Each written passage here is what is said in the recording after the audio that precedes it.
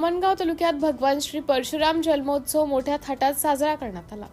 अक्षय तृतीया निमित्त महाराष्ट्रभरात उत्साह असून भगवान विष्णूचे सामने अवतार मानल्या जाणाऱ्या परशुरामांचा जन्म वैशाख शुद्ध तृतीयेला झाला होता, ज्यांना चिरंजीवी मानले जाते। शास्त्र आणि शास्त्रांचे महासंगम म्हणून परशुराम जन्मोत्सव साजरी केली जाते। महर्षी जमदग्नी आणि रेणुकामाता यांच्या पोटी जन्मलेले श्री परशुराम हे भीष्म, द्रोण आणि कर्णाचे गुरु होते।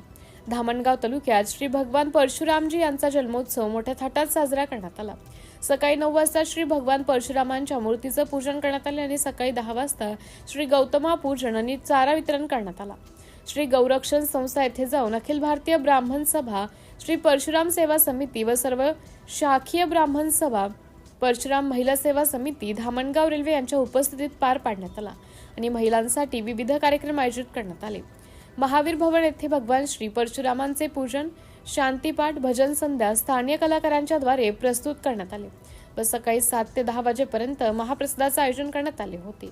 यामध्ये नवनिर्वाचित डॉक्टर सौ अर्चनाताई अडसर रोठे, नगराध्यक्ष धामणगाव रेल्वे यांचं पुष्पगुच्छ, श्राल व श्रीफळद्वारा स्वागत करण्यात आले व सोबतच श्री गोपाल शांतीलालजी द्विवेदी नगरसेवक आणि सौ रिया मनोज वास स्वीकृत नगरसेविका धामणगाव रेल्वे यांचे सुद्धा शाल, पुष्पगुच्छ व श्रीफळ देऊन स्वागत करण्यात आले।